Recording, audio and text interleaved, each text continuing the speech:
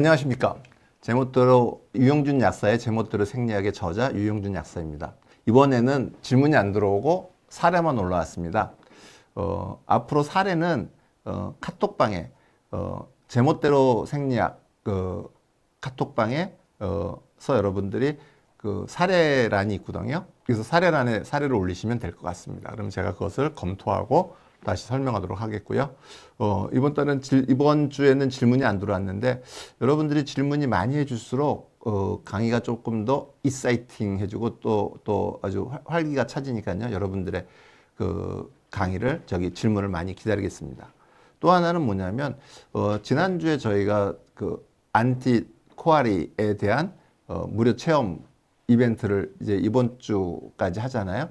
근데 저는 좀 굉장히 여러분이 신청할 수 알았는데 지금 현재 신청하신 분이 약사님이 2분 계시더라고요. 여러분들 중에 비염이 계시거나 아니면 귀나 아니면 목이나 아니면은 아까 편두통이 있으신 분들이 한번 신청해서 실제로 사용해 보시고 그것이 이제 뭐냐면 어떻게 우리 몸의 그 자연 치유의 기능들이 발휘되는지를 여러분들이 확인하시길 바라겠습니다. 자, 한번 볼까요? 산에 갔다가 나들이 이후에 원인 모르는 알러지가 생겼거든요. 이게 벌레물일 수도 있고 풀독일 수도 있고 뭐 이렇게 되는데 하여튼 무슨 알러지원에 노출이 됐겠죠. 노출이 돼가지고 이렇게 급하게 발진이 생긴 거고요.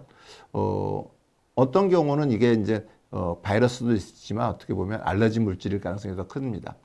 이런 것들은 되게 림프순환을 통해서 거기에 있던 독성 물질들이 빨리 체내로 희석되면 없어지는 거거든요. 그리고 급하게 생겼기 때문에 급하게 없어지는 성향들이 많습니다. 이런 사례들은 되게 아마 우리 그 닥터 땡땡땡 포르테를 취급하시는 약사님들은 거의 대부분 경험이 있으실 거예요. 그래서 여러분들이 활용해 보시면 될 것 같습니다. 여기가 시작인 것 같고요. 여기가 끝나는 지점인데 여기서 이렇게 간 것 같습니다. 한번 여러분들이 화면을 보시고 진물이 나게끔 있다가 그다음에 좀 진물이 좀 마르고 이 부위가 좀 줄어들었고 이제 색깔이 아직 조금 차이는 나지만 그래도 원상복이 되는 것들을 볼 수 있습니다. 3일 정도 걸리니까 이 정도면은 뭐 괜찮을 거라 생각합니다. 닥터 에스키노 포르테 사용 후기입니다. 천명사 약사님이시고요. 약사 본인이고 왼쪽 겨드랑이 알러지 사진입니다. 26년 4월 19일이니까 뭐 얼마 안 된 거네요. 나들이 이후에 원인 모를 알러지가 생겨 땡땡땡땡 포르테를 1일 해제지 2회를 도포하였습니다. 그렇게 해가지고 그리고 평소에는 서클 333으로 스트로빌리를 복용 중인 약사님이십니다. 그래서 이렇게 됐고요. 많이 갈아서 손으로 긁다가 4월 20일부터 에스키노 포르테를 바르기 시작했고 2, 3일 정도 1일 2회 발랐고 그 다음에 1회 발랐습니다. 혼자 바르기 힘들어서 아내가 있을 때는 하루에 2번, 없을 때는 하루에 1번 발랐다고 그러고요. 하여튼 4, 5일 지나서 3일이 아니라 4, 5일이네요. 지나서 가려움이 거의 없어졌으나 피부 발진이 없어질 때까지 1일에서 5일 정도 발랐고 5월 5일부터 바르지 않았으니까 20일이면 한 15일 정도 바른 거네. 실제로는 그렇게 발랐고 1일 3회 발랐다면 더 빨리 나았으리라 생각이 듭니다. 저는 만약에 와이프가 있었으면 거기다 두텁게 바르고 드레싱을 했으면 더 빨리 낫지 않았을까 생각이 듭니다. 진도를 나가겠습니다. 챕터 7입니다. 골격근 계통입니다. 긴장과 이완, 근육이 써내려가는 삶의 리듬 뭐 이렇게 썼는데요. 하여튼 멋지게 표현한 것 같습니다. 근육의 주요 기능들은 첫 번째 기능은 뭐냐면 ATP를 활용해서 기계적 운동을 하는 거죠. 그래서 모든 움직임이 어떻게 돼요? 그런 가장 기본이 되는 게 근육이죠. 그 다음에 두 번째는 혈액과 림프순환을 촉진합니다. 아까 좀 자세히 설명해 드렸는데요. 여기서 보면 근육이 수축과 이완으로 어떻게 돼요? 팔뚝의 굵기나 다리의 굵기가 달라집니다. 근육이 수축하면 근육이 2배로 늘어나고요. 2배로 굵어지죠. 그리고 근육이 이완되면 다시 원상복귀 돼서 2분의 1로 줄어듭니다. 그러다 보니까 어떻게 돼요? 근육이 수축을 하면 근육의 양이 갑자기 두꺼워지니까 혈관과 그 안에 있는 거기에 있는 림프관을 압박하게 됩니다. 압박하게 되면 어떻게 되겠어요? 거기에 있던 그 혈관 속에 있던 정맥혈이나 아니면 림프관에 있는 림프액들이 어떻게 되겠어요? 그 심장 쪽으로 근육으로 이동합니다. 그건 왜 그러냐면 아까 저 했던 판막이 이렇게 그 한쪽 방향으로 돼 있잖아요. 그래서 여기서 압박을 하면 여기에 눌리는 만큼 이 중간에 그 판막과 판막 사이에 있던 정맥혈이나 아니면 림프액들이 어떻게 돼요? 어딘가를 이동을 해야 되는데 이 뒤쪽으로는 그 못 가죠. 왜냐하면 판막이 이렇게 돼 있으니까는. 그래서 어떻게 돼요? 앞쪽으로 심장에 가까운 근입으로만 이렇게 이동할 수가 있어요. 그리고 원입으로는 못 나가는 거죠.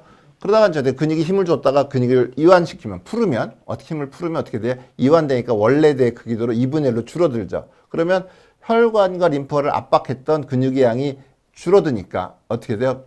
거기에 있던 혈관과 정맥혈관과 림프관이 다시 원상복귀 되려고 합니다. 근데 원상복귀 되려고 그러면 그 혈관과 림프관에 있던 그런 혈액과 정맥혈액과 그다음에 림프액이 하나만 할까요? 그러면 그냥 이따 여러분이 혈관 그러면 그냥 정맥혈만 할까? 림프관은 따라간다 생각합시다. 그러면 정맥혈관에 있는 정맥혈이 아까 그 근입으로 심장 쪽으로 이동한 만큼 어디서 다시 보충이 돼야 되는데 여기도 이렇게 판막이 이렇게 돼 있으니까 근위부에 있던 심장 쪽에 있는 정맥혈이 돌아올 수는 없고요. 원위부에 있던 정맥혈이 이렇게 그 부위로 돌아와야 다시 이제 이게 그 원상복귀 되잖아요. 그래서 어떻게 돼요? 우리가 근육을 한번 접었다 풀었다 하는 게 어떻게 돼요?